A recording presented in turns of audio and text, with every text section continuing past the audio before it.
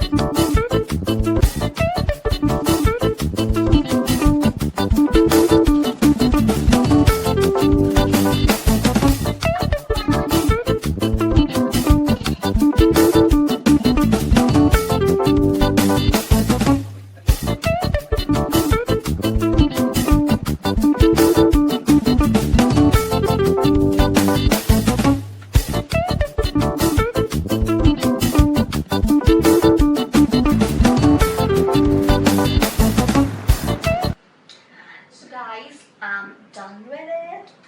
I think it's looking good. So yeah, like it's making my room look more creative. So what I'm gonna do is now I'm finished with the painting work and I would like to decorate it now.